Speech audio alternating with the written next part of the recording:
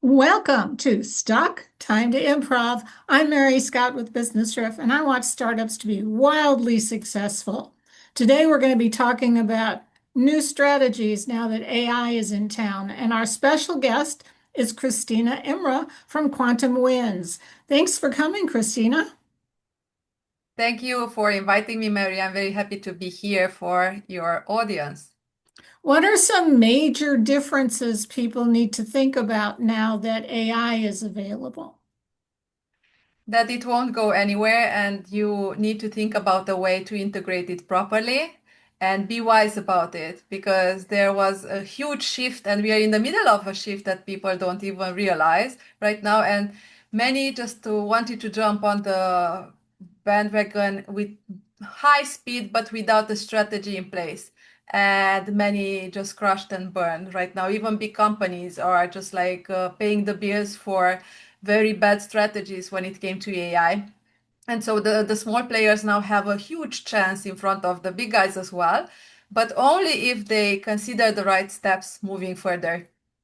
Right. And AI needs to work with you, not for you, right? Exactly.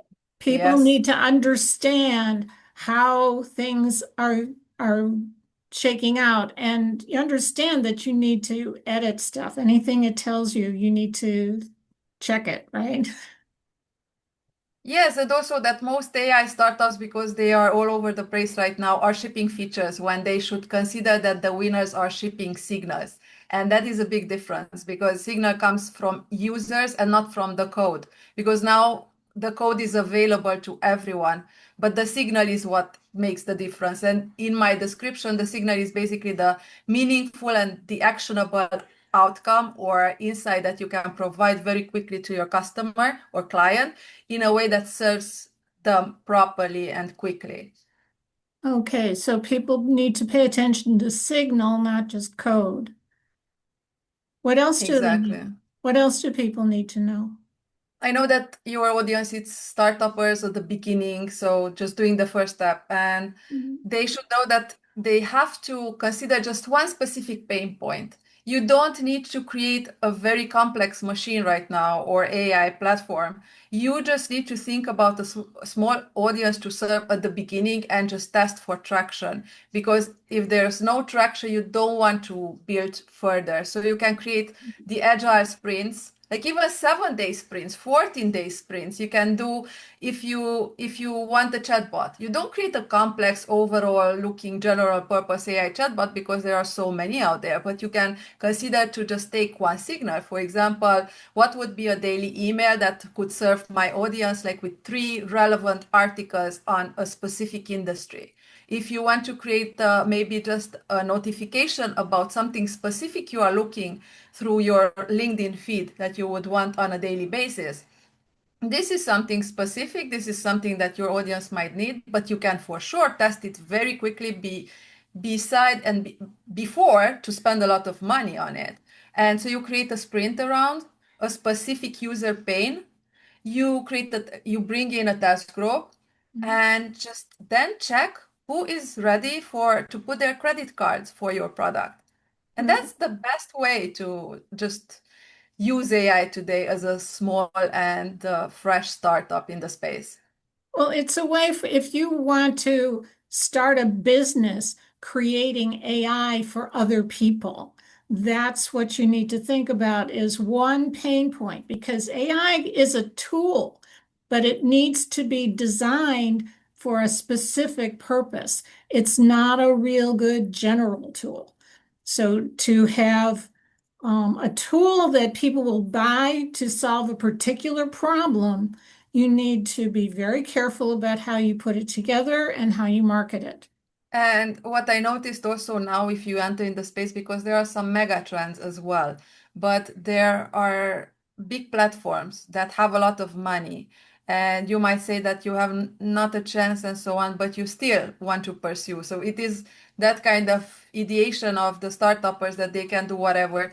But I believe that the boring businesses like features, apps are the most reliable and needed today that can just be compiled around a big platform or features and just provide only one thing, but that is very needed for that particular user.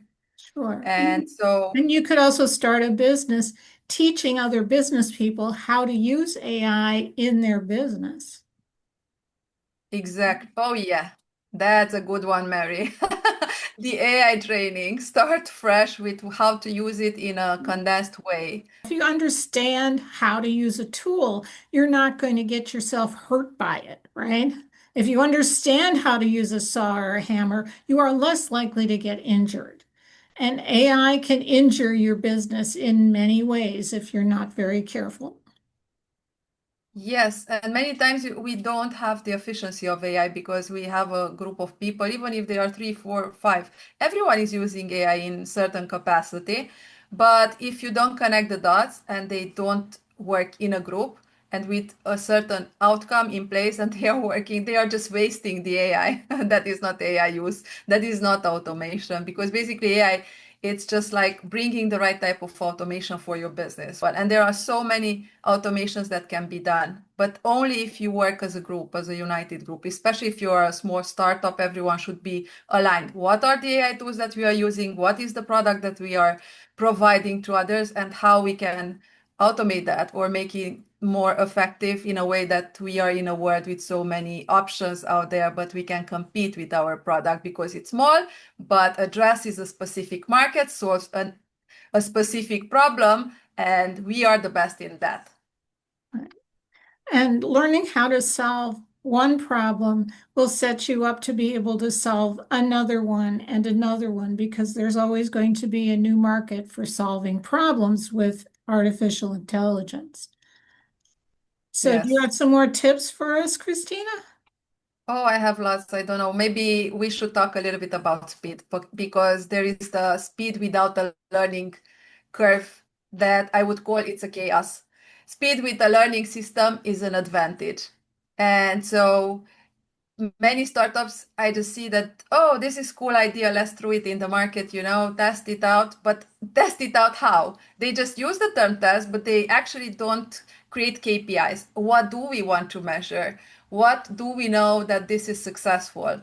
And so many times they just abandon an idea too soon because they didn't have the KPIs and they just think that it's not successful. And sometimes it could have been, but they just didn't realize that that product needs a little bit more maturity or needs a little bit of more runway to guide the clients, the customers to learn it.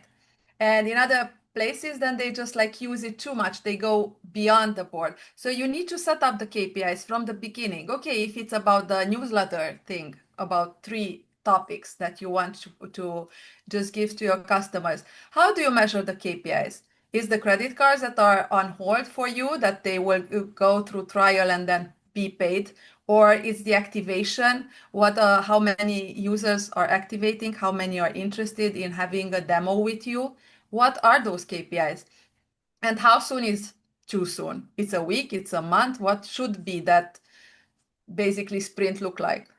Right. So you have to have a plan and you have to have a strategy and understand who your market is and what you expect from them. So there have to be clear calls to action. There have to be clear key productivity indicators, and have a plan. Don't just throw things against the wall and see what sticks. So that's a mistake startups make. They may have a really good idea, but they launch too soon, or they don't have a really good idea of where the market is. So thank you so much for coming, Christina. We'll put some links into comments for how people can get a hold of you again and find out more about some of the things you do. Thank you for being here. This was a pleasant, very quick discussion. Looking Yes. forward to hear news from you. And maybe if the audience has questions, just put them under this Mhm. interview and podcast, and I will try to answer. Sounds good. And I'm Mary Scott with Business Riff. I want startups to be wildly successful. And one of the best things you can do to accomplish that is book a call with me at businessriff.com and join us again next time for Stop Time to Improv.